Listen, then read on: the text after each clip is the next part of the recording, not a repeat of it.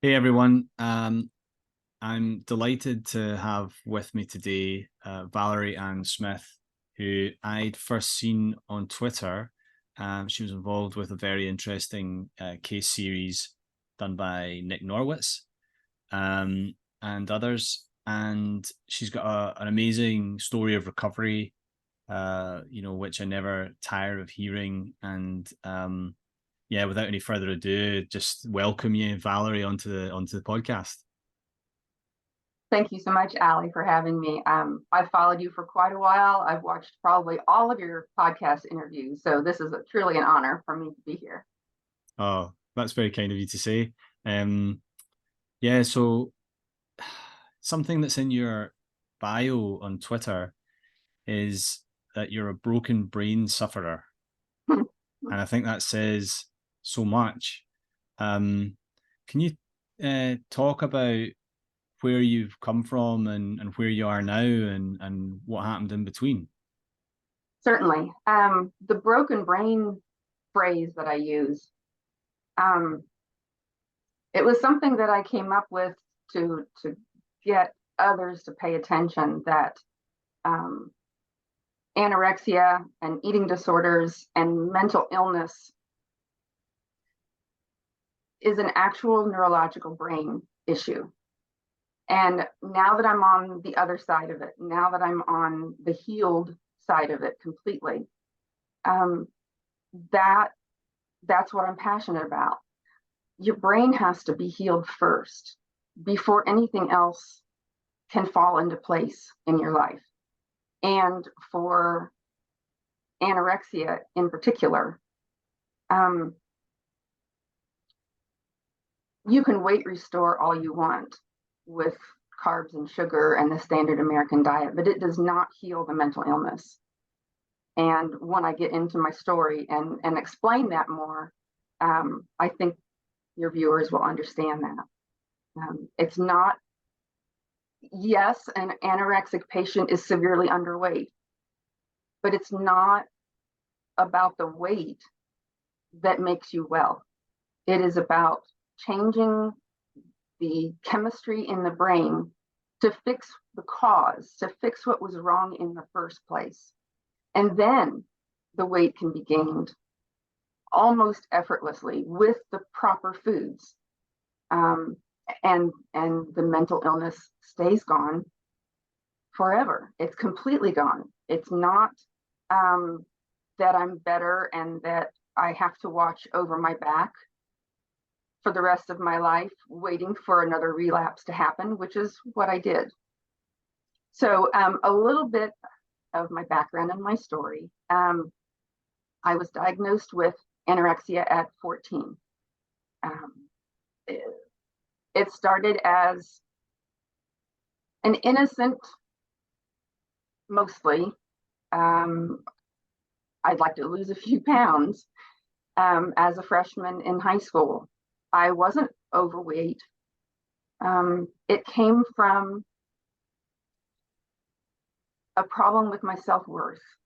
It came from a place in my childhood that I felt unworthy and unlovable. I had a estranged and tumultuous relationship with my dad. He was not a very present part of my family after the age of 3. And I had a lot of family around me that loved me unconditionally. But a daughter and her dad should hold a special bond. And I feel that daughters can gain or lose their sense of self-worth, their sense of lovableness, their sense of who they find later in life by the presence of a father in the home. And so since he wasn't there, and when he was there, it was very difficult. I began at a very early age, even before the anorexia, even before the eating disorder started. I spent many years in early childhood under the age of 10, just very anxious, just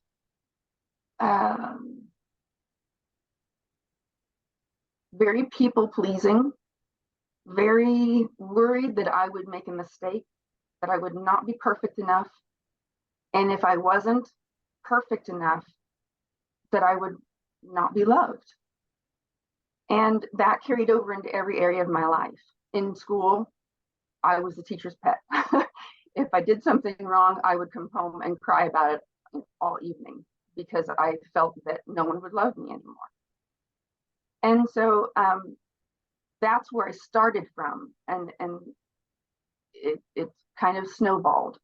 My anxiety got so bad that at the age of 12, I was diagnosed with a stomach ulcer, and I was on medication, but I didn't know what to do with it. There was no way to lower the anxiety or heal at that point. I think the message that was sent to me at that point in my life could have been different. There's no blame. There's no, I'm this way because you did this to me. But a lot of through my life, when I had that problem with my dad, so many gathered around me to love me and support me. But the phrase that they used got twisted in a child's mind. And the phrase that they always used was that your dad loves you. Your dad loves you beyond measure, and he's doing the best that he can. Now, in a child's mind, that got twisted. If he's great and he loves me and he's doing everything he can for this relationship, then it must be me. I must be the one that's broken. I must be the one that doesn't deserve love. So you combine that with that core of there's something wrong with me, there's something flawed in me. And you get to a point where you're 12, 13, 14 years old, and you're going through adolescence, and your body's changing. You're in high school, public school. There's a lot of scrutiny, a lot of bullying. You're comparing yourself to other girls. It came down to, well, if I lose a few pounds, maybe he'll love me. Maybe I'll get a boyfriend. Maybe I'll attract some kind of male attention that I felt like I needed in my life. So it started just as a innocuous, I want to lose a few pounds. But it was open-ended, of course. You lose those few pounds and nothing's changed. You're just thinner and you still hate yourself. So it continued. And at that point, no one really knew in my family or my friends what was going on. It took hold and I started cutting out meals. So the easiest one to get rid of was breakfast. I'm running late for school, Mom. I still have to do my hair. I've got to finish my homework, and you rush out the door and no one sees it as any big deal. And then what was next to go was lunch. My family didn't know what was going on because I was in school. And my friends would start to feel that they were concerned about me only because I would kind of disappear. Ashamed to say, well, I'm not ashamed anymore, but embarrassing to say, I would go into the bathroom and put my feet up on, I'd sit on the toilet, put my feet up on the stall and lock the stall door, and nobody knew I was in there for the lunch period. And that's where lunch went. And then I would eat supper with my family, and they thought everything was okay. But of course, I was slowly deteriorating and slowly going downhill. By the time I was 15 or 16, I was then not only not eating breakfast and lunch, but I was also starting to pick at things at supper. By that time, I had purchased several calorie counting books, and I was counting, obsessively counting every bite that I put in my mouth. And between looking for the lowest calorie foods available and my weight starting to lower to a point where my brain wasn't working right, And the craze of the 70s and the 80s was low fat, no protein, plant-based. That was the first thing that I eliminated completely at 14, 15 years old, was all animal protein and all fat. So what was left was some carbs, and fruits and vegetables. And of course, when I got deep enough into it and couldn't stop, the carbs went away too. The starchy carbs, the potatoes, the pasta, that went away too. When I got to be 16, I'm 5'9", and like I said, I wasn't ever overweight. I'm tall, and I don't think it started when I was 14 or 15. I was about 130 pounds, not overweight at all. And by the time I got to be 16, it had gotten down to about 105. And my family was getting extremely concerned. And we were fighting daily about them wanting me to eat, and I couldn't. Right around the 100-pound mark, it wasn't something, this is where the brain came in. It wasn't something that I can control anymore. It was controlling me. I thought I was in control. That was the whole thing, that this was the one thing I could control in my life. I couldn't control how my dad was in and out of my life. I couldn't control whether or not my mom dated and found a future husband. And even though I wanted her to be happy, I was also scared of losing her as my companion, because I grew up with a single mom, and it was familiar to me. It was comforting to me. So this was the way that I had control in my life. But it quickly spun out of control. And at the point where I was around 100, 105 pounds, severe OCD, panic attacks. The OCD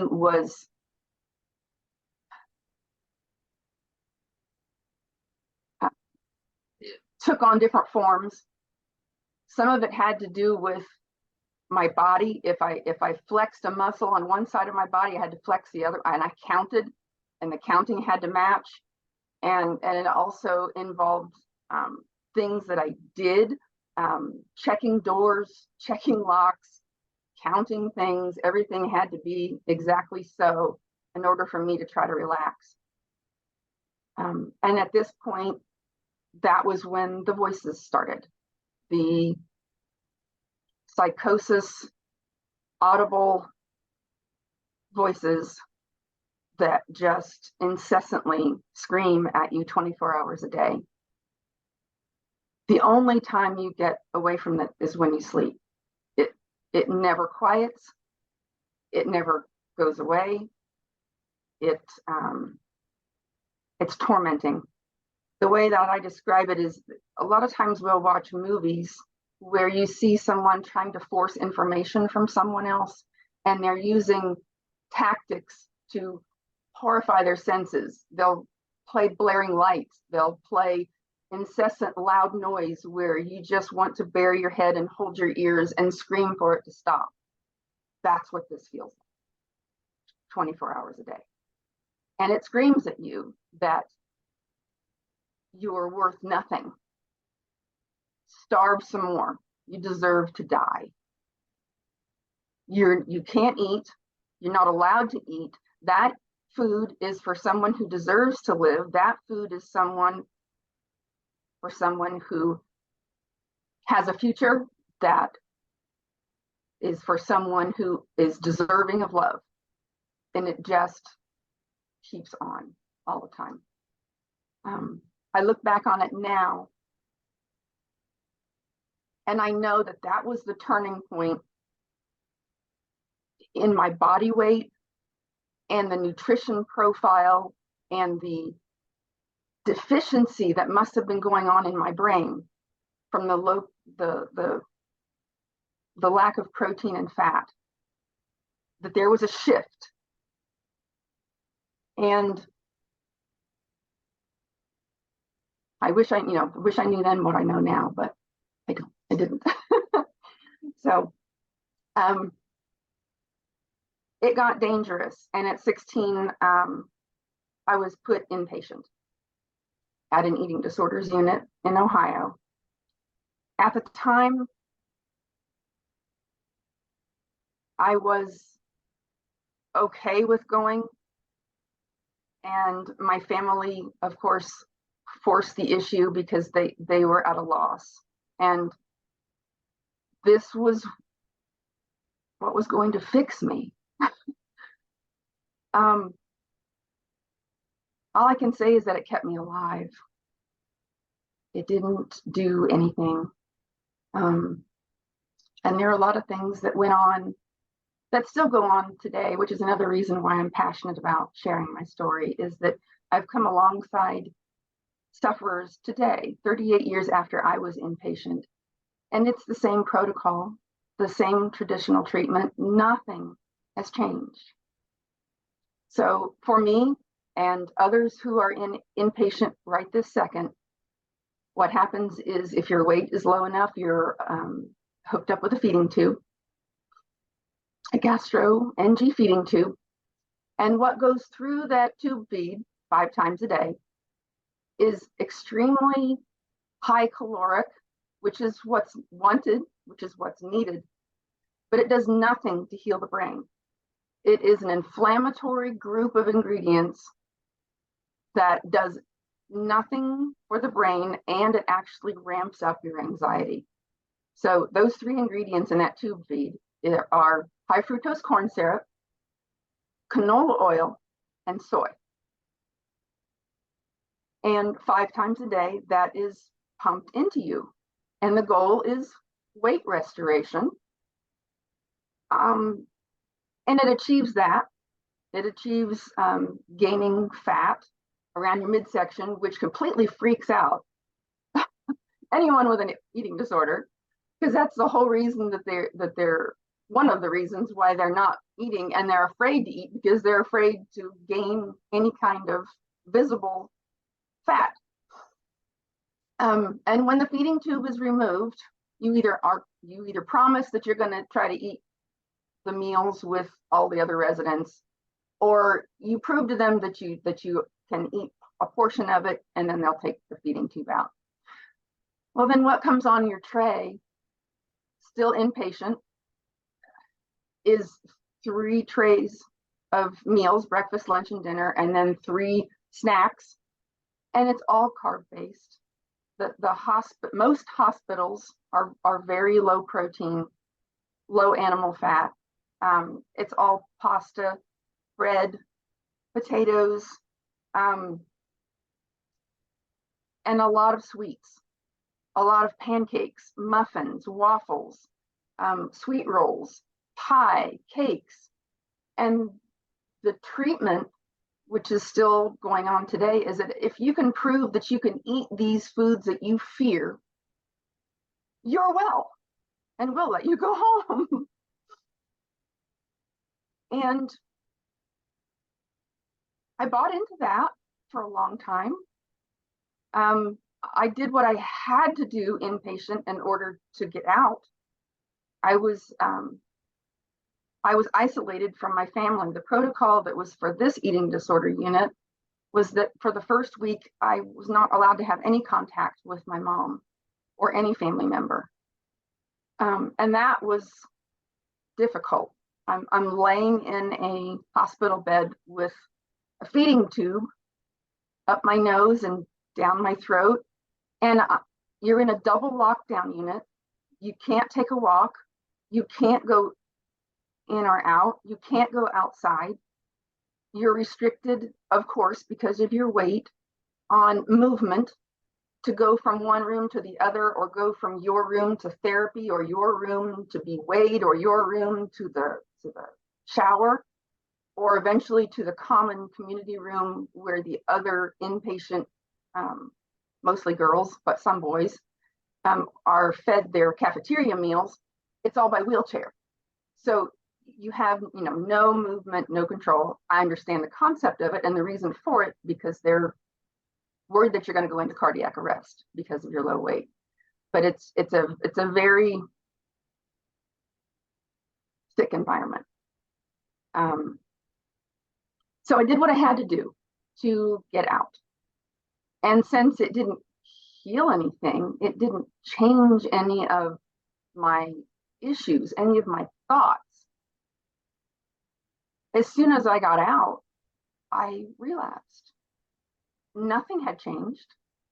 So by the time, that was when I was 16. So by the time I was 18 and graduating from high school, I not only was back down to the 105, I was now 100, and then entering into college, 95 pounds.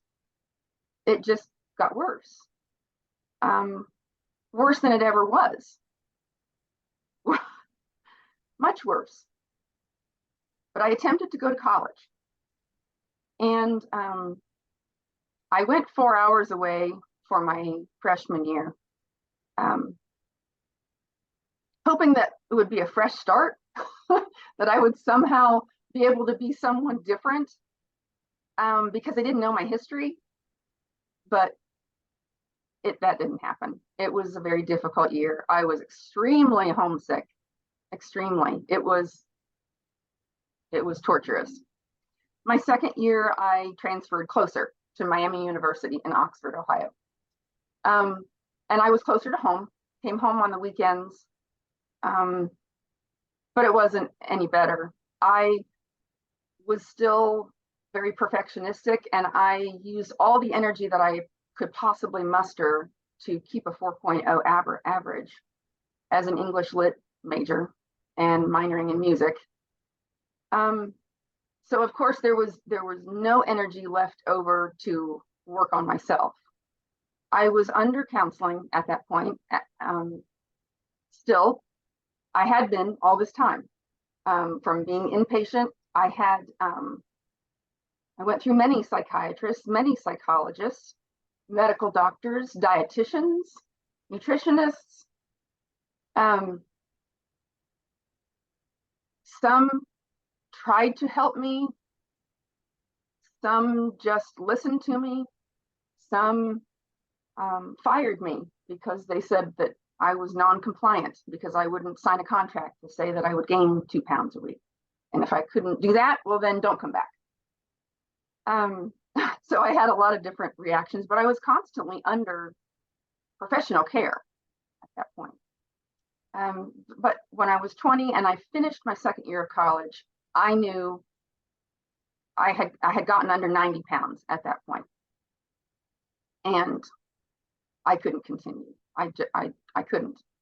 I was getting to the point where I was spending most of my time in bed. Everything hurt bodily. I was cold beyond measure. It could be the summer and I would have 4 long sleeve layers on. I could not get warm. And everything ached and hurt. My legs, my arms. And because of the voices, that's all I wanted to do was sleep. The clinical depression was out of control. And I knew that I was not going to be able to complete my degree and even go a third year to college. So I checked out of college at the end of that second year and went home and stayed working with my therapist. Said in my mind that I don't want to be this way anymore. I want to be better.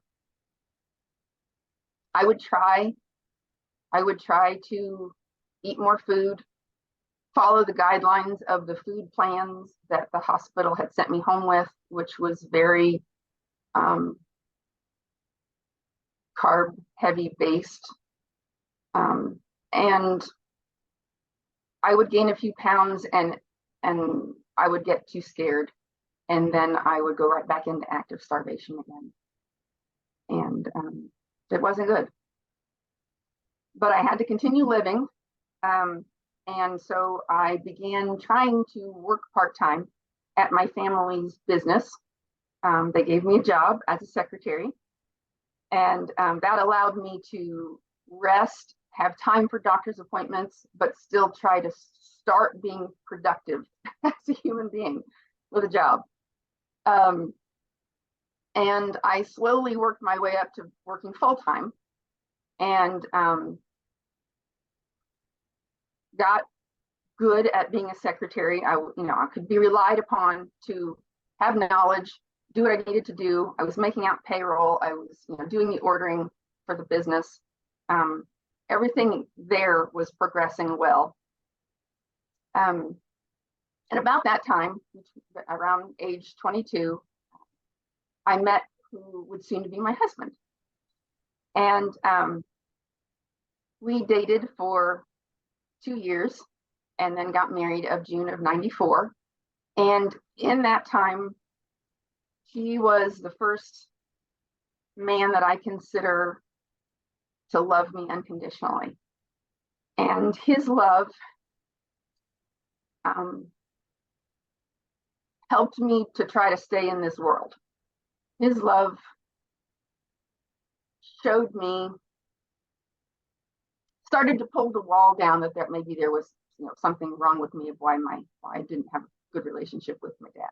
So he helped me a lot, just loving me, encouraging me.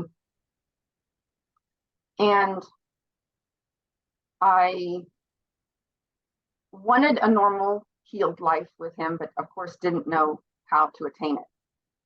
But we desperately wanted to start a family, and it was touch and go as to whether or not that would even happen. Up until that point, I'd been without a menstrual period for 10 years. It was completely gone. Doctors told me that I probably would not be able to conceive. And if I did conceive, I wouldn't be able to carry the baby to term. There was probably too much malnutrition damage at such a young age, because it started when adolescence was starting. I stunted all of that. I stopped all of that unnaturally. But by the grace of God, I got pregnant. And because I was protective of the life living within me, I did what I had to do to be weight restored, to carry this baby to term. And this, along with 3 other times in my life, this is my reasoning of how I can explain to people that weight restoration does not heal the mental illness. It has to do with the food that you're eating, and then weight restoration with those same nutrient-dense foods. So I weight restored, had my daughter, stayed weight restored in order to breastfeed. But I got worse during this time. Some issues that were offshoots of the OCD reared its ugly head that I had never dealt with before. So when I was not in active starvation, because the mental illness wasn't healed, wasn't gone, that self-harm, that drive for self-harm took other forms. So for the first time in my life ever, when I was pregnant and then had my daughter at 27, when I wasn't starving myself and I was trying to feed myself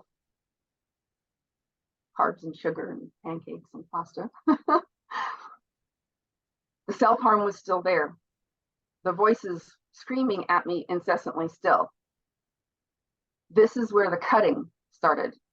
This is where the trichotillomania started. So when I wasn't starving, I took that anger, that self-loathing out on myself by cutting. And it was bad. It was really bad. It was so severe to the point where when I wore skirts, or when it was summer and it was so hot that I needed to wear shorts, I had to buy women's liquid foundation that normally you put on your face to put on my legs and my arms and let it dry to cover up the marks to try to pass so that no one would know what I was doing. And I would get up every day and vow that I would stop this. I'd get up every day and say, you have control over your two hands.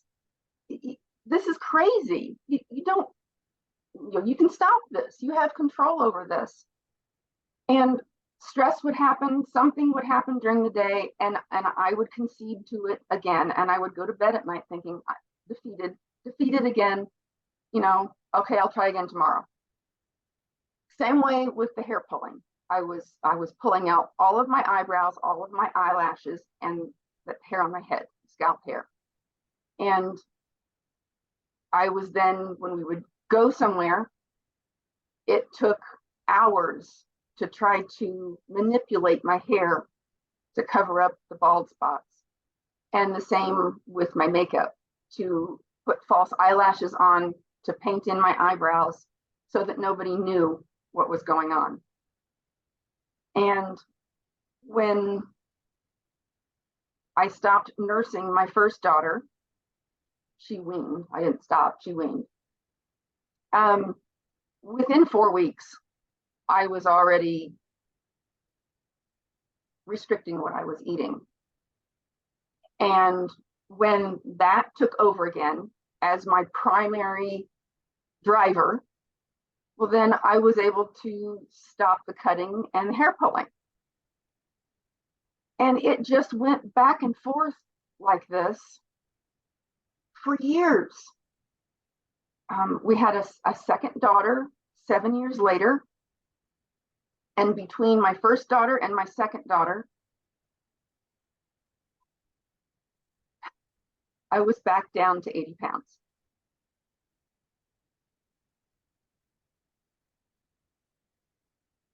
My husband and my oldest daughter at that point, they were both terribly worried about me. My husband would tear up wondering whether he woke up the next morning if I would be breathing, if I would be alive. And my daughter feared it also. She didn't verbalize it to me, but she does now. She can remember at 5, 6, 7 years old, before I got pregnant with my second daughter, she can remember being so afraid of what was going to happen to her mom. I did the process again. We wanted to have another child, so I did what I had to do the same thing again. Weight restored, carbs and sugar. At this point, I'm still under psychiatric care. In between the first daughter and the second daughter, and before the first daughter, I had been on a slew of medicines. Psychiatrist prescribed, MD prescribed, all kinds of meds for depression, Effexor, Paxil, Prozac, Wellbutrin. I was on psychosis meds. I was on Seroquel and lithium, and I even had anxiety medication in Xanax and Valium. And there was also a doctor that wanted to explore for a couple of years in there what the neurobiology prescription Neurontin would do for my thought process. I mean, I was taking all kinds, and none of it ever quieted the voices. None of it ever brought me out of depression. None of it ever helped anything. All it did was bring on side effects that were completely unmanageable. I didn't know which was worse, whether the crying and the depression was worse or whether feeling flat was worse.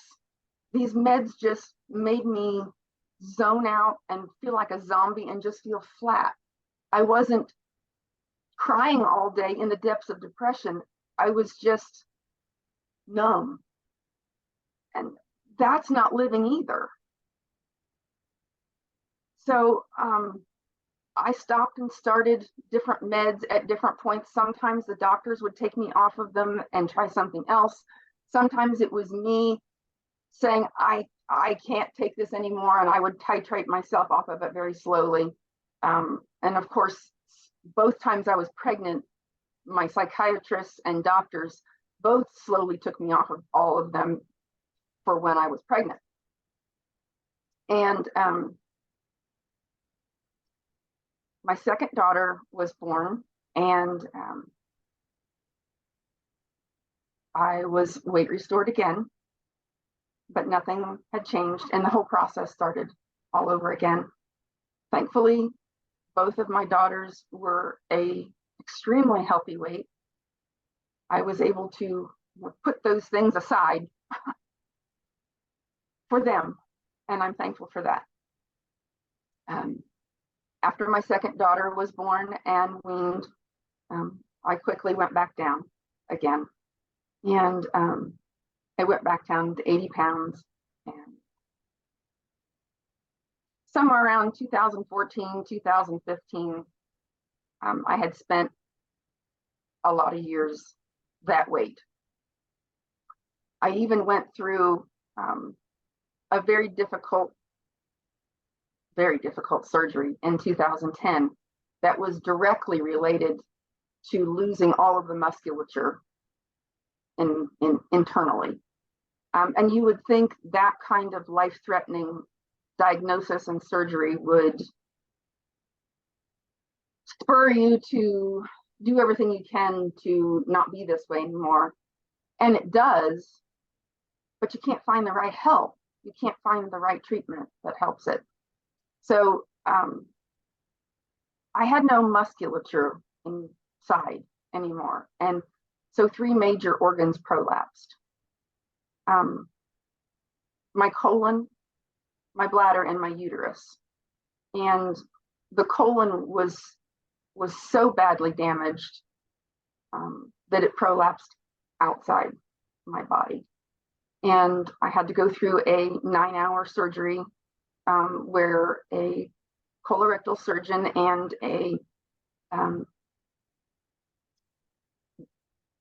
gynecological surgeon tag teamed within the surgery to try to patch me up. So they removed 18 inches of my colon and reattached it and sutured it to my tailbone internally because there was nothing to attach it to. And this was all done externally through like a C-section. So there was a lot of healing and muscle damage there because of the way that they had to go in to do this. They removed my uterus because there was nothing they could do for it. And they put my bladder back in position with safe mesh during the surgery. And that was difficult and extremely painful. I'm also allergic to all opiates. And so there was nothing that they could give me in the hospital or send me home with that helped with pain. You would think in this day and age that the pharmacist, the surgeons, the hospital, pharmacy board would be able to do something for somebody who's allergic to them all. They just kept saying, well, you can't be allergic to them all. We'll try this one that you've never used before. And they quickly realized that was not going to work, and they had to put Benadryl through my IV to stop the convulsions because I would go into convulsions. So it was difficult. Yeah. And I was teetering right around 79 pounds in the hospital, and they didn't know what to do with me. They really didn't. There was talk of keeping me there and transferring me to a different floor, but that fell through for some reason. I wasn't privy to those conversations. That was something that they talked about amongst themselves.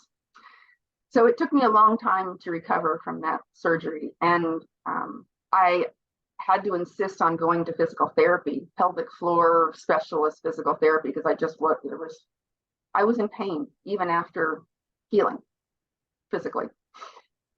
But I got better.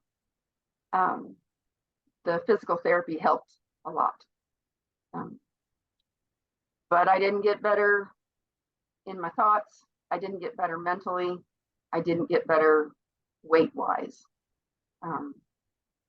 It was really bad. Family members were coming to me and trying to convince me to eat, and I just couldn't. So around 2014 or 2015,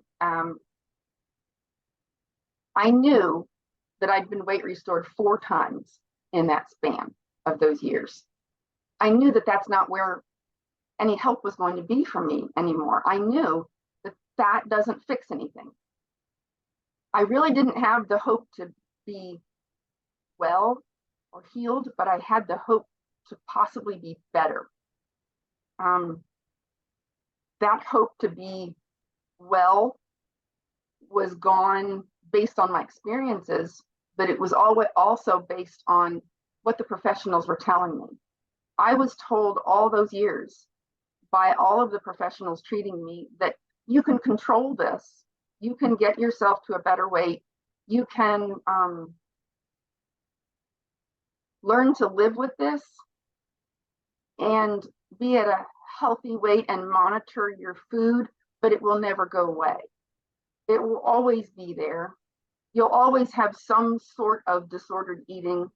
You'll always have some sort of mental issue that could quickly take you down a relapse if you don't catch it early. And so I didn't really have hope from anyone. But because I knew that it wasn't a weight issue per se, I mean, of course it is. Anorexia has the highest mortality rate of all mental illnesses put together. It definitely is a starvation, a malnutrition weight issue, but putting the weight on with the wrong food doesn't heal it. So knowing that it wasn't weight restoration, I began looking for books at our local library. Up until that point, we had slow dial-up internet. We didn't have a smart TV. I didn't know about YouTube. So I began reading books from the library that had to do with the brain. And the first couple that I found were by a lady named Julia Ross. She wrote 2 books called The Mood Cure and The Diet Cure. And these were the first times that I'd been exposed to anything that there was special nutrients in protein, special nutrients in saturated fat that would be helpful to the brain. I was ready to read it, but I wasn't ready to implement it or hear it. So instead of implementing the foods that she recommended, she also recommended supplements. So, I can do supplements. I had already been taking handfuls of supplements because all I was eating was spinach and celery and a little bit of fruit, not even 300 calories a day. That's all I'd eat. And in order to stay warm enough, I would take stalks of celery and cook it so that it would be hot and soft, and that would warm me up. And I constantly drank hot tea and hot water just to try to stay warm. So I read those books, ordered all the supplements. They were good supplements. They had to do with brain chemistry. They had to do with dopamine, serotonin, the precursor of 5-HTP, GABA receptors, GABA, amino acids. They were all things, of course, naturally occurring in animal protein. So that was where it got started. So I had that a little bit of knowledge under my belt. And I went along with that for a year or two. Felt like my sleep was maybe a little better because I was taking some of these things at night. But I wasn't any better anywhere else in my life. So around 2017, we got faster internet, we got a smart TV, and I got introduced to YouTube. And so I tried to further my knowledge of what those books did. And I found Dr. Georgia Ede. I found Nina Teicholz. I found Dr. Chris Palmer. And I binge watched everything that they had, that the content they had at that time. And I really started to possibly have hope that maybe something could change. Not healed, but maybe I could be a little better. I still hadn't changed anything yet in my food. I hadn't taken the plunge yet, but I had that knowledge within me, and the walls were starting to come down a little bit. I had a direction to go now, but I didn't know how to start. And it really, I was very fearful, because when I would think about trying to implement something that could possibly help me, the voices screamed louder. I later used that as a power, that when the voices screamed louder, I knew I was onto something, because it didn't want to lose control. It wanted me to stay sick. And so as I got closer to being free, I expected that, and I had to power through. I had to continue what I was doing, that I knew I was on the right track. At the end of 2017, around Thanksgiving, Christmas time, I then found Dr. Sean Baker and Dr. Ken Berry on YouTube. And that gave me the evidence of needing to put animal protein into my foods. And like I said, up to this point, I was eating nothing. That's all I was eating was celery, some spinach, low calorie fruits.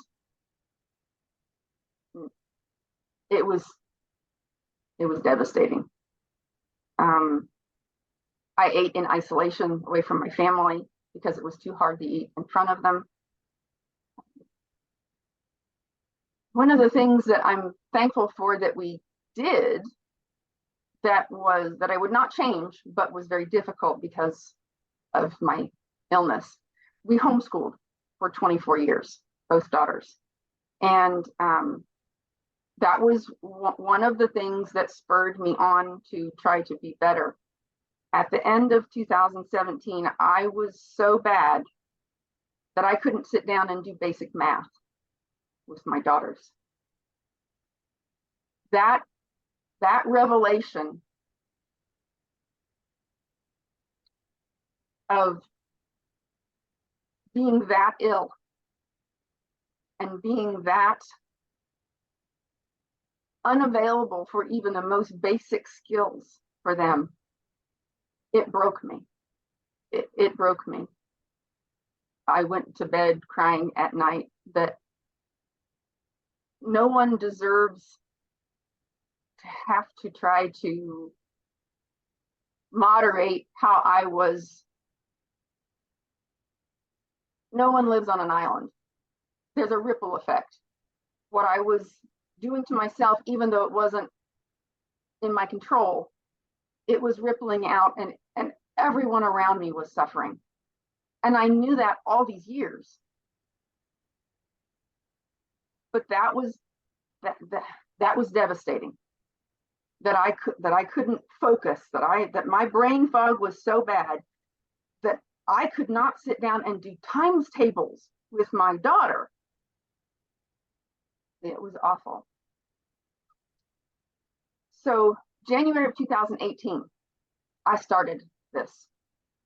And I did the only thing I could do. Which is why I think it took a long time for me to heal. I think those with mental illness, those with bipolar that have healed on a ketogenic metabolic nutritional therapy or carnivore or any variation therein, I think most of them notice improvement sooner than I did because they can switch food for food. Mine was not switching a plate of food of this and a plate of food for that. Mine was literally forcing myself while I'm crying at the kitchen table, distraught over one bite of fat-free chicken breast that I had not eaten for 30 years. But I was committed. I was committed to trying one last time. I had nothing else. What else was I going to do? There was nothing else to try. I had done everything under traditional treatment. I'd even done wackadoodle stuff. I had even gone non-traditional, non-Western. I'd had hypnotherapy. I'd had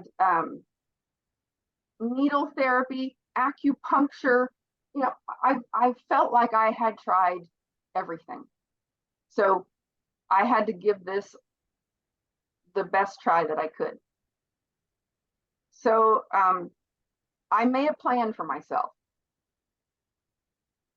so that I could try to stay committed to it. So I ate an ounce, which is 2 tablespoons, an ounce of chicken every day. And I told myself that when I got used to it, when it became easier, then I would increase it. I'd double it. So I did that week after week after week. And I got used to it, and I got to a point where I actually looked forward to it. And that was a change. The voices were screaming terribly, but I pushed through. Difficult on my husband. I would eat and then go fall apart in front of him because it was so hard. And he was my rock. He just he said, you have to look, what's your goal? Don't think about what the voices are telling you. Don't think about your stomach being distended because there's food in there. Don't think about that. You've got to focus on your goal. Can you stay the way you are another year? Can you live another year this way? You're not going to survive. You cannot be 5'9" and have a BMI of 11.8 another year. So he would pump me back up. And the more videos that I watched about with Ken Berry about the superiority of beef, all meat is great, which I truly believe, and I implement all of that in my eating plan now. But I knew that I probably needed to go off of the chicken and maybe try beef. And so it was the same struggle. It was fat-free, 96% fat-free ground beef. But I was able to exchange. At that point, I'd gotten up to 8 ounces of chicken, so I could exchange it for 8 ounces, half a pound of ground beef. And I did that. And that was about the 6-month point in this journey. So January 2018 to about 6 months in, and I began to see some improvements. The brain fog was lifting, and I'd not done anything else different. Everything else was the same. Brain fog was lifting.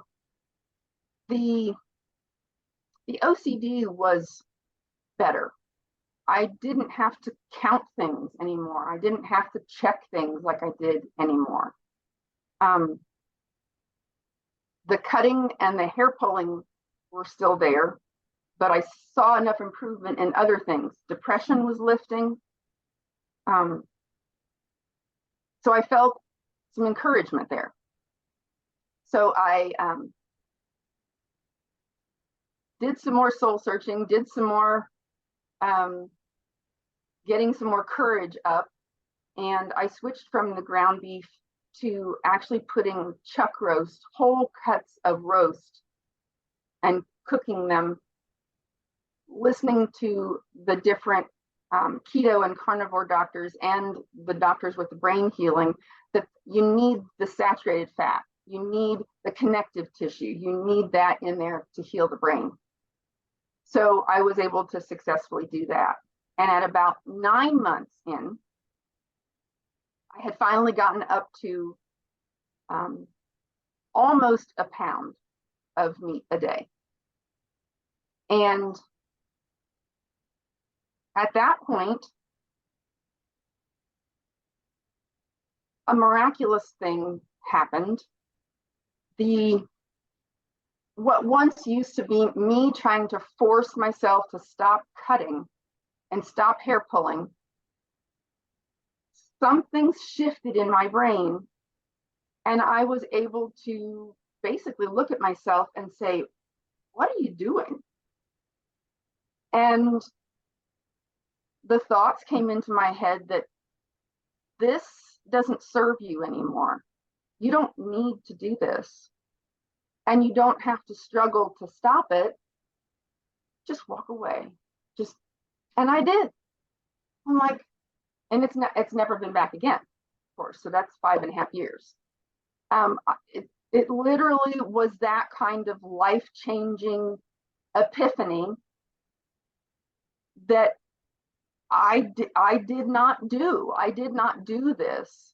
It was something within my brain that healed, that the neurons were all firing, and I don't need this anymore. It's not doing anything for me anymore. I don't need to do this. So I went along that was the 9-month mark. And right around the 1-year mark, the 12-month mark, I didn't need to measure any of my meat anymore. I just ate until I was full, and it was way over pound. And when I then wasn't regimented about sticking to a certain number of ounces, and I ate more than the pound, I ate in abundance until I was completely full twice a day. The other life-changing thing happened in my brain. Those voices that at the 6 to 9 month mark were still there, but they were, I explain it to others that they were there screaming, but if you took that person that's screaming at you and put them in another room and closed the door, they're still screaming as loud, but it's just a little bit more muffled. That's where I was at the 6 to 9 month mark. And I didn't share that with a lot of people because I thought, this can't be happening. This can't be getting better. I've been this way for my entire life.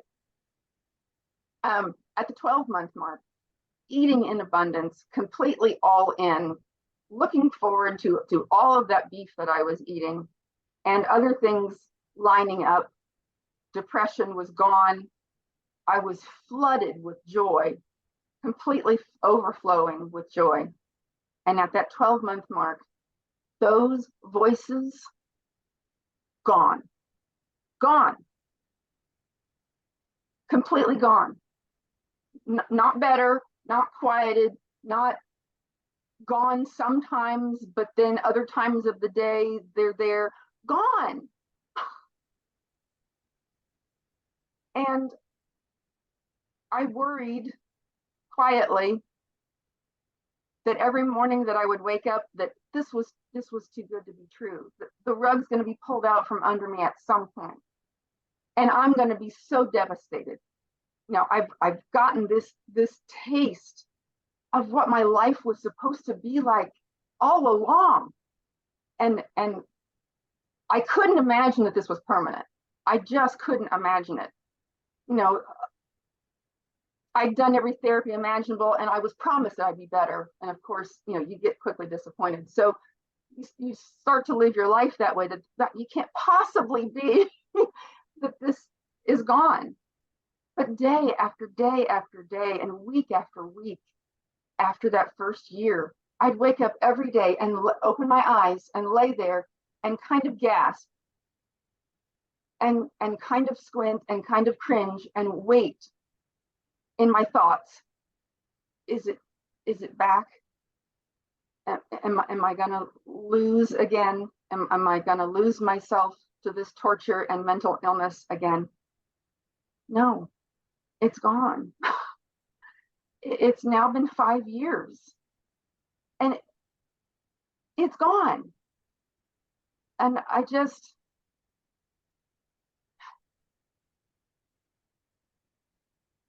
it's overwhelming still.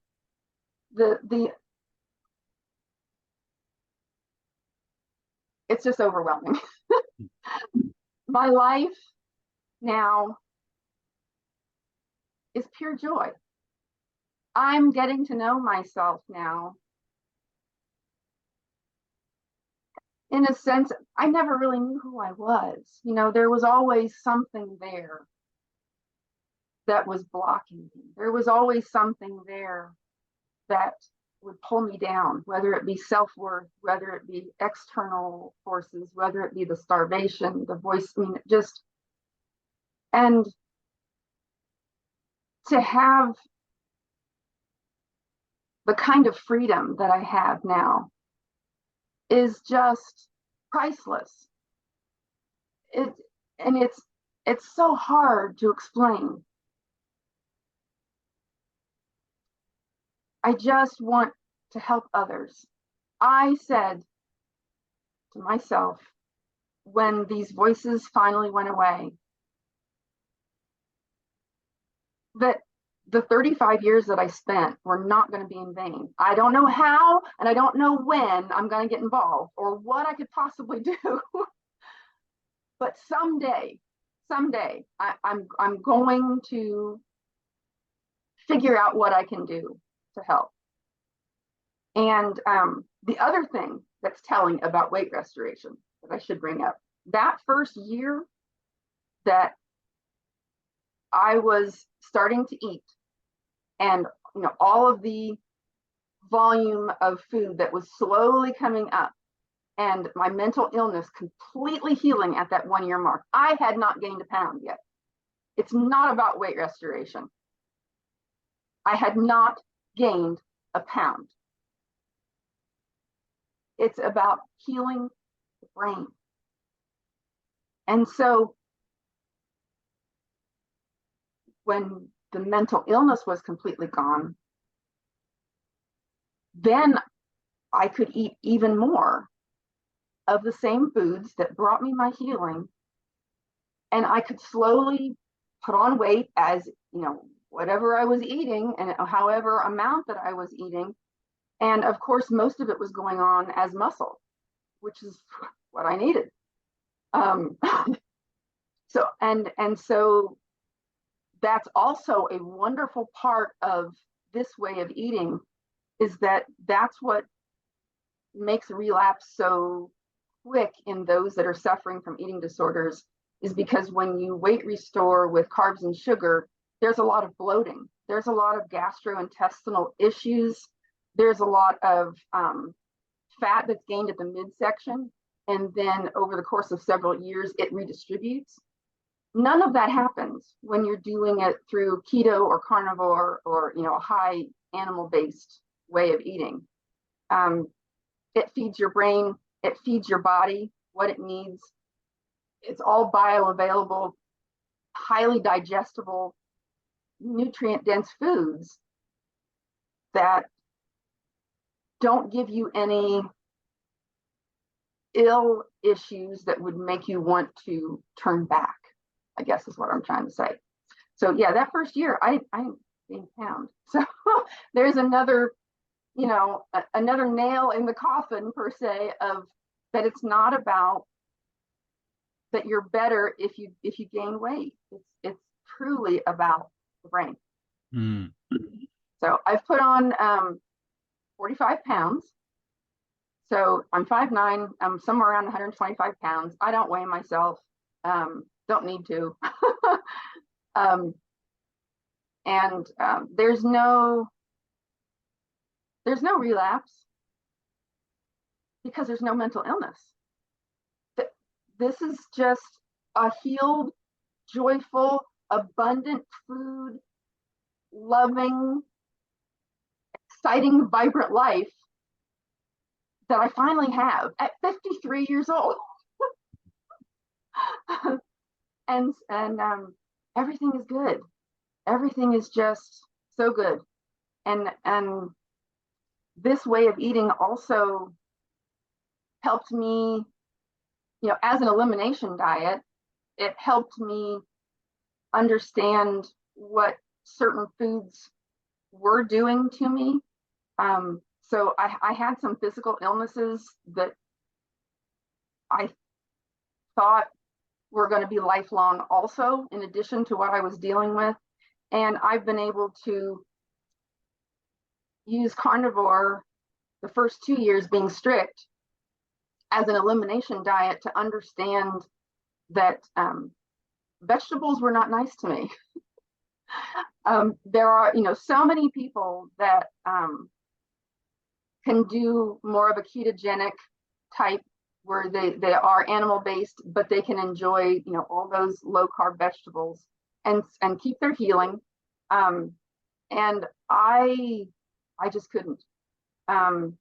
Every bite of any kind of cabbage, coleslaw, broccoli, green beans, asparagus, I mean, I love them all, but it would send me into a tailspin because I had IBS, I had interstitial cystitis, I had bladder spasms. So I had some oxalate toxicity from certain foods that I was eating that healed when I eliminated them. And then just as a general rule, those certain vegetables that I would eat, I would be doubled over in pain for 24 hours. And it became that it wasn't worth it to me anymore. That's not how I wanted to live my day. I wanted to feel good every single day. And I started to look at everything I was also consuming in terms of supplements. And in order to eat those vegetables, I was downing capsules of gas pills of simethicone to soften what was going on gastrointestinally so that I could eat them. And when I did a deep dive and learned what those are made of, that simethicone is made from siloxane, which is the same toxic ingredient that's put into breast implants. And I was swallowing these, 4 of them a day for years. So when I took those out and then really saw and felt what those vegetables were doing to me, then it was intolerable. If I wasn't going to take those medicines to help me digest them, then it was just too painful. So I didn't go off of vegetables because I don't like them or because I think that all vegetables are bad to every single person. I had to do that in order to feel my best. So, but I've also learned that through this in the last 3 years, after being so strict, that I can handle some fruit with no problem. I know that there are plenty of people out there that can't. Those that are, that heal type 2 diabetes or have sugar addiction, that anything sweet they have to abstain from because that sets them on a spiral to crave more and want more. And I perfectly respect that. I even counsel people on that, knowing if that's their issue. For me, I'm able to eat a bowl of blueberries and it doesn't lead to anything else. It doesn't affect me negatively in my thoughts. It doesn't affect me physically negatively. It doesn't lead to any kind of thoughts later about picking other foods that would not be good for me. So I've slowly figured out in these 5 years exactly what makes me feel my best, what I can put in, what I've had to take out, and I'm set on it. I'm confident in what gives me the best version of me every day,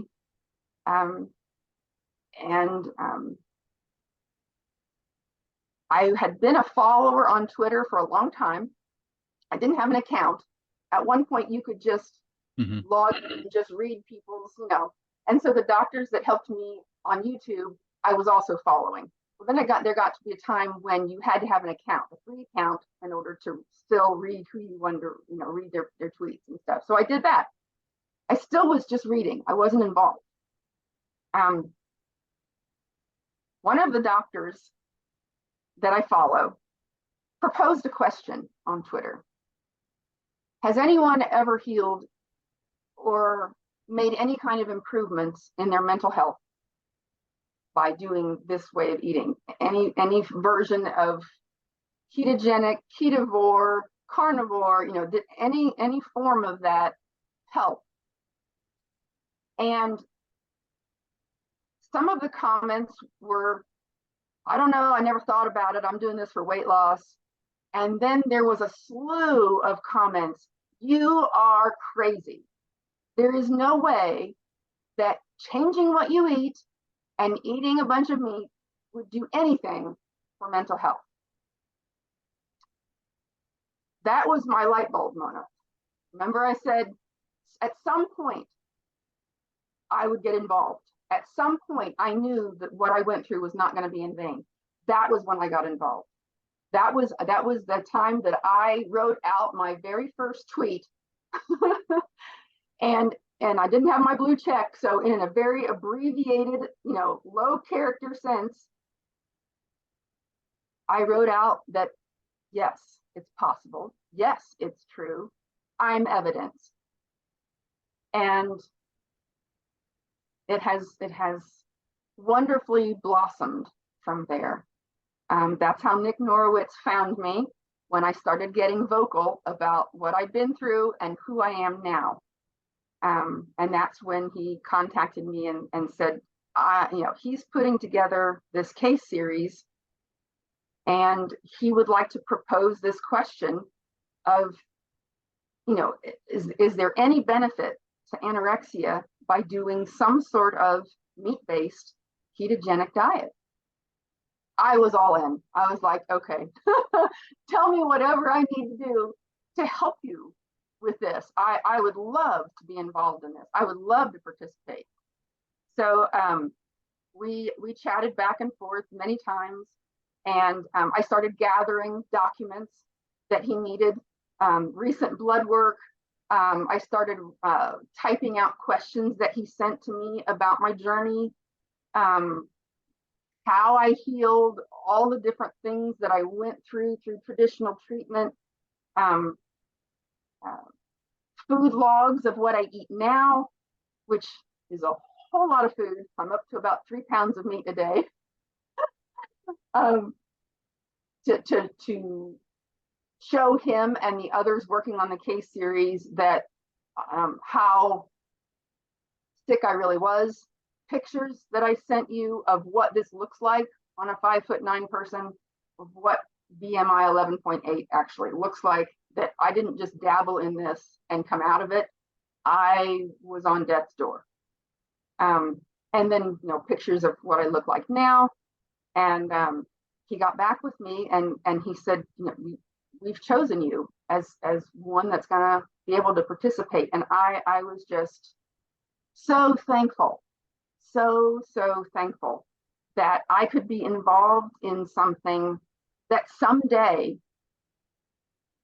may move the needle of traditional treatment, that somewhere, someone, some doctor will read this case series and look at the relapse rate of traditional treatment, look at the mortality rate of traditional treatment and how it fails, and have an open mind and possibly start to implement this as a choice, even just as an informed choice of give parents and their kids and teenagers and adults that are suffering, just tell them about it, give it to them as a possible choice.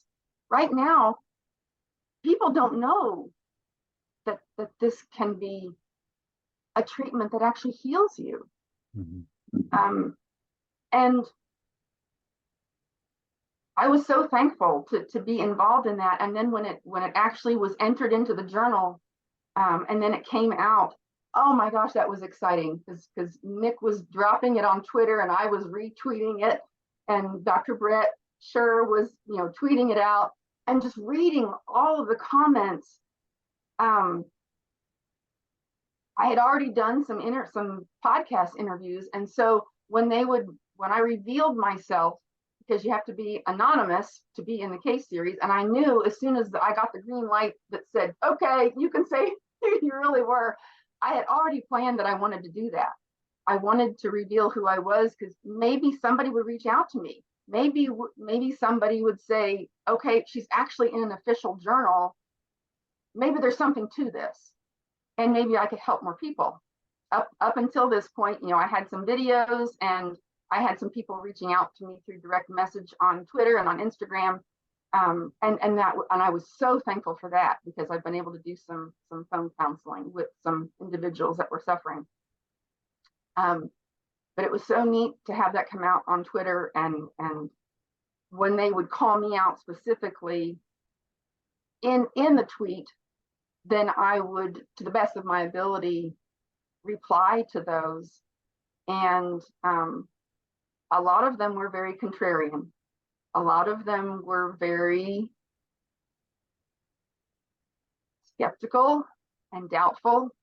Yeah, that was something I wanted to talk to you about, was, the range of responses that you must have received to your story. And by the way, I just wanted to let you tell your story and thank you for sharing the whole thing and so articulately. And it's such a powerful and harrowing story. And I'm sorry that you had to go through that. And I'm really delighted that you're in the place you are now, and that you're willing to share it with people, and that it can help others. And so, we can get to that about how you're helping others, but this sort of slightly contrarian or a downright rude, or what range of responses besides have you received to your story, online, in person? What's happened? Um, all ranges of responses. There were those that said, I don't understand it, but I'm glad that you're well. And that's wonderful. I mean, if I hear of someone healing, even if I'm not on board with maybe how they did it, or I'm overjoyed that they've healed. So there were those that were joyful, that were congratulating me. But there were many that were very rude and very hateful. And I would reply with love and kindness and respect and joy, because that's all I am now. And I would try to let them know that this is true, that this is my story. And I would send them through a tweet not only the list that I sent you, the 24 illnesses that have healed, that this really is real. And I would send them a link to one of my interviews. And some of the time they would listen and say, okay.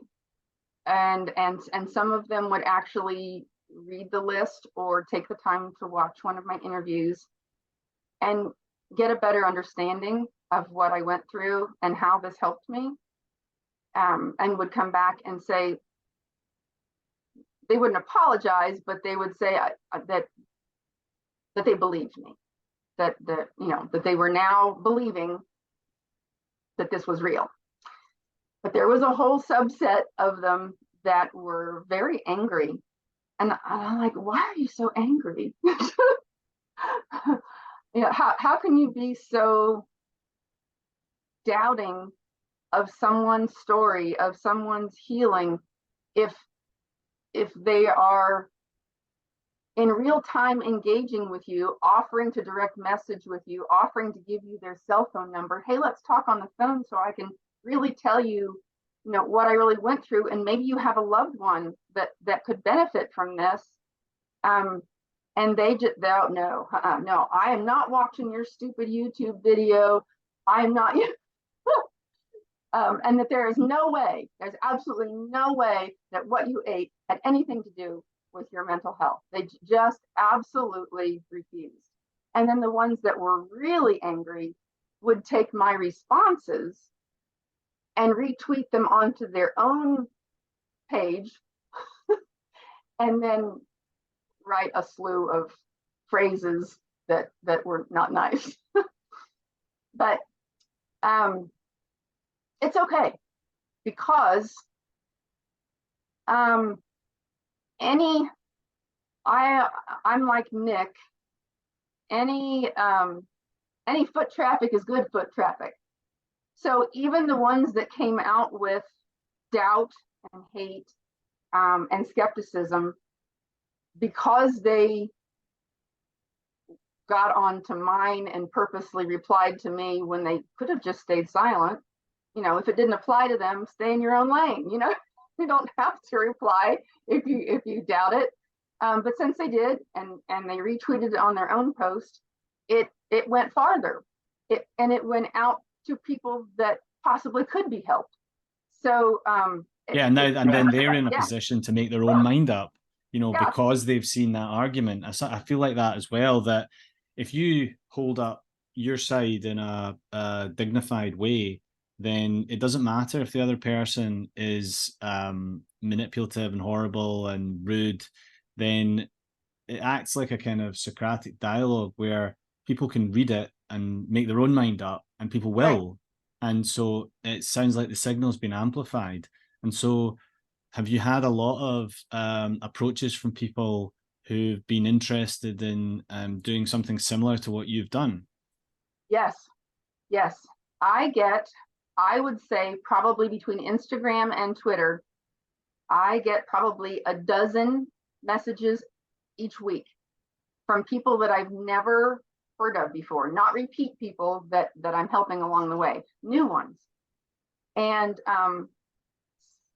some of them I can direct them to Metabolic Mind online. Some of them I can direct them to a couple of my videos so that they can watch how I did this and pattern it to themselves, especially if they were anorexic. And some of them just needed a sounding board. And I reach out to anybody who does that. I make sure that I reply to everyone that sends me anything on Twitter, whether it be direct message or just basic replies. But then I've also had the privilege to delve deeper with some that want to continue talking with me. And so I give them my cell phone number. And just yesterday, I spent 2.5 hours on the phone. And the day before was 2 hours on the phone with another person. And they found me, through Twitter, through Instagram, through the case series. And they desperately want to get better. They desperately need help. And so I'm able, and I feel so honored and humbled to come alongside them and just talk to them on the phone. And we'll talk about anything they want to talk about. If they want me to share with them what I've been through so that they can make a game plan of how to do this, or if they want to tell me everything that they've been through and what they've tried, and I can try to help them, tweak that if they're already trying to do some version of keto or some version of carnivore. I can help them along the way mitigate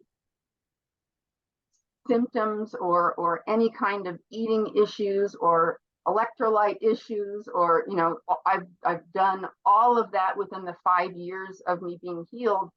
So I've got a broad range of subjects that I can speak to in terms of illness, in terms of supplements, in terms of oxalate toxicity, things like that come up when someone is trying to start this way of eating to try to heal extreme illness. And it's been phenomenal. It truly has. It has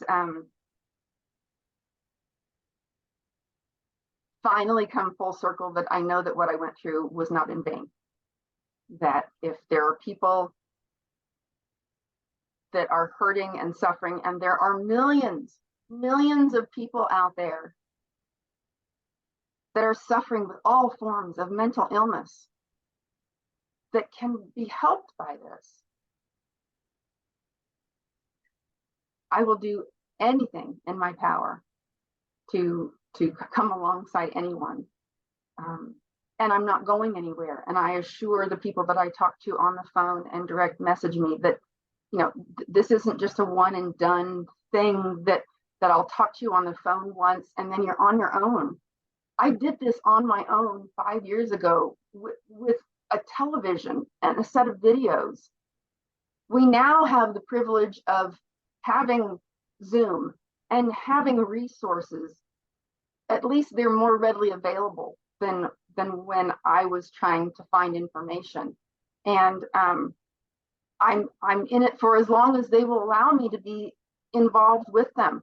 I'm not going anywhere. I'm here to help. I'm here to be a sounding board. I'm here to love them and assure them that I'm no one special.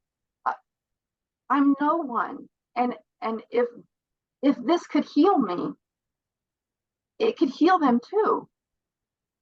There's no doubt in my mind. Absolutely no doubt in my mind. Yeah, I had Agnes Ayton and Ali Ibrahim, two doctors from the UK, consultant psychiatrists specializing in eating disorders, on the podcast a few years ago. Yeah, I watched it. Oh, I went back and found it and I watched it. Yeah, they're lovely, and they were worried because we wanted to be very careful when we were talking to protect people, but at the same time put out this idea that not only can the sort of Western diet or kind of the opposite of the Western diet, if you like, be a healing thing, but that the Western diet might be causal and in eating disorders. And that's a kind of controversial subject because the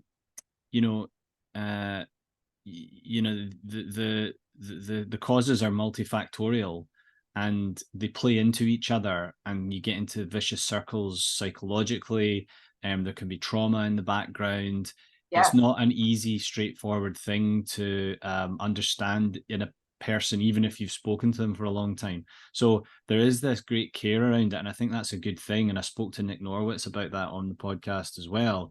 And I wonder, do you think there can, given that what you said, that the mortality rate for anorexia is the highest of any mental disorder? It's like 10% or something, isn't it? 20. It's 20% mortality rate. 1 in 5. One oh in 5 gosh. pass away, and they either pass away from basic, not basic, but from starvation. They either pass away from starvation, from organ shutdown because of the starvation. So they'll have a heart attack. They'll have, they'll have something happen to an organ because of the starvation and will die by heart attack or stroke, or by suicide. 20%, 1 in 5. That's just dreadful, and I'm sorry I got that figure so wrong. That's so bad. And my question is, playing devil's advocate, is there a danger in presenting this information wrong? Or I suppose a more positive way of saying it is, is there a right way to talk about this? I think that there is, because we're not talking about an experimental medication that has side effects that possibly someone could get worse from, or that, we're talking about food.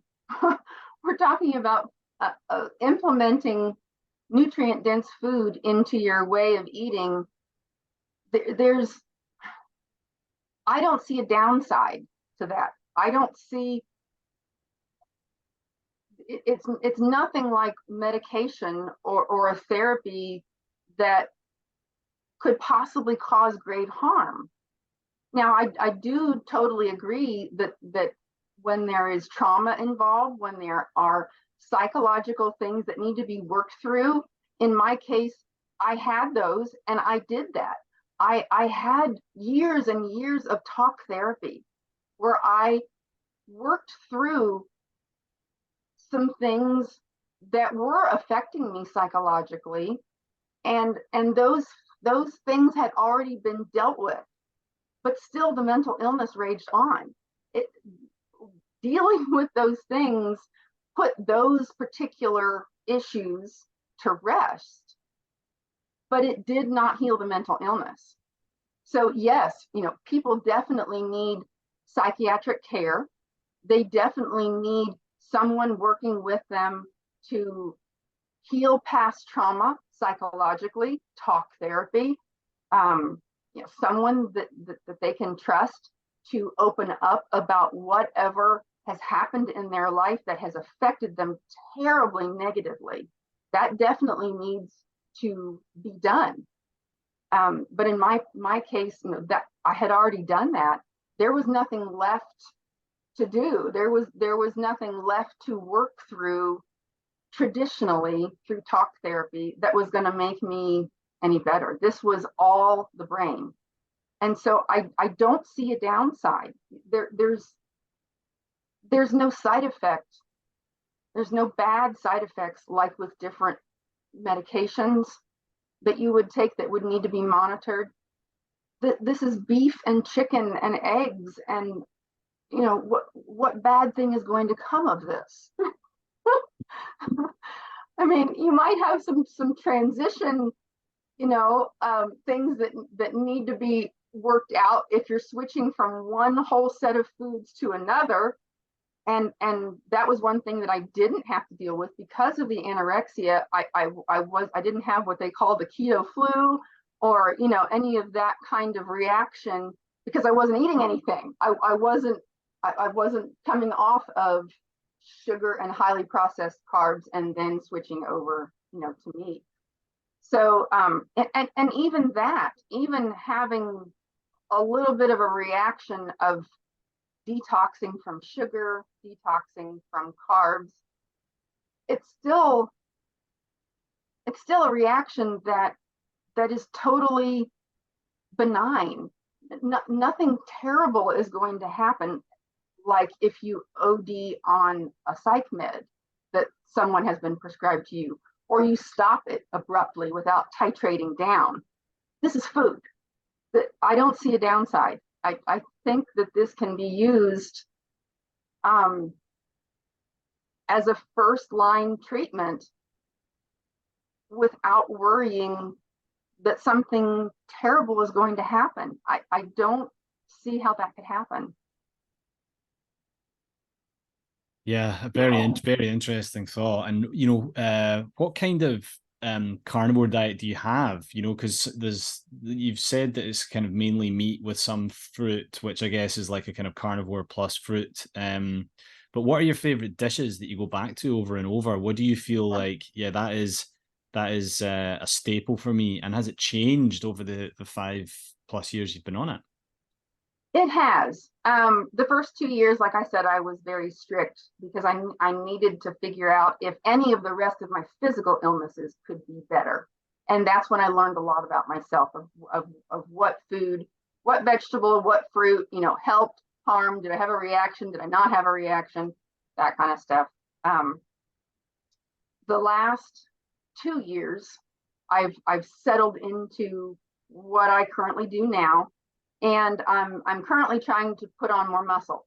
So I'm, whatever I'm eating, I add a few more ounces to it because I weight train every day and I power walk every day with a weight vest. And what I previously,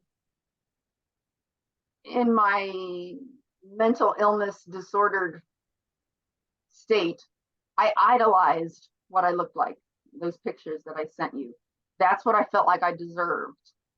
And so it has been awesome to completely change my body composition and actually see muscles come on, my arms, and muscle development, and actually have a shape and actually have functionality. I can run, I can jump with no pain, and I can get down the floor and get back up and, have a vibrant, joyful life. That's active, and I can go on for hours. So what my food looks like now, you'd think you'd get tired of it, but I don't. I look forward to it every single day. So because meat and nutrient dense food is so satiating, this wasn't something that I did on purpose, but it just naturally went into what you would consider an intermittent fasting restricted time eating window. Just because you eat a pound of steak, you're really full and you're not hungry in 2 hours. So I eat 2 meals a day, and that first meal is always, um, depending on whether I'm trying to put on more muscle, it's always at least a pound. Sometimes it's more likely a pound and a half of, my favorite is Angus sirloin steak. And so I have a deal with the guy at my local grocery store that when it's on sale, he'll special order for me about 40 pounds of it, and I buy it all and I stockpile it in the freezer, and and at that price, it's the same as if I would buy ground beef. Wow. So yeah, so you can do this on a budget. You can do this, yeah, because we're still on one income. My husband's agriculture income, but you can do this on a budget. So the first meal is always pound and a half, somewhere around pound and a half of steak. I use good salt, which is another new thing for me. I spent 35 years shunning salt. Oh my gosh, it'll make me puffy. It'll make me gain weight. It'll make me retain water. You know, so I'm learning all these new things over the last 5 years of what's really good for us. Salt is good for your brain. It's good for your body. It's good for everything. So that's the first meal. The second meal is kind of a rotation. It just depends on what I feel like eating, what sounds good at that second meal. And so the 2 meals a day, I've kind of naturally morphed into a 5-hour eating window, and I fast for 19. It's not something that's forced. Sometimes I eat earlier, sometimes I eat later. If we have a family gathering, you know, it's not something that I hold a hard and fast rule to, but I feel good during the day with lots of energy in a fasted state. I like to exercise in a fasted state. I just feel my best this way. And, you know, by that first meal, I'm really hungry and I'm ready to eat, and then I'm stuffed. The second meal, like I said, it kind of cycles in between ground beef, ham, salmon, cod. I used a lot of salmon in those first 2 years, along with the beef, because of its nutritional profile, to really get the DHA and the brain healing fats that's within salmon to really take hold in there. And I still eat it now, not every day, but when I do eat it several times a week, it's a pound or pound and a half. And so that second meal is kind of a toggle in between those 3 or 4 foods. I will eat chicken. It's just not something that I gravitate towards anymore. It just isn't. If it's there, if that's what's available at a restaurant that we go to or at a family gathering, I like it. I have no problem with it, but it's just not something that I think about and say, ooh, I'm craving chicken. I ate too much chicken at the beginning of this. So those are the kind of foods that I eat. I bake my salmon and my cod in the oven. I don't use a lot of spices, not because of the strictness, but because it bothers me. It causes heartburn and some indigestion. So I tend to eat my meat more plain, but well salted. And I like it that way. It's delicious that way to me. I know other people, really like their spices and stuff, but those kind of bother me. So I put the salmon and the cod in the oven. I have an air fryer, and sometimes I'll make half-pound burgers from my ground beef in the air fryer. And I'll buy a ham and bake it in the oven, and cut pieces off of it to eat, off and on all week, and just have all of those things available in the freezer or in the refrigerator. And I just think about actually what I want to eat, what sounds good, and I just make sure that it's a pound and a half at each meal.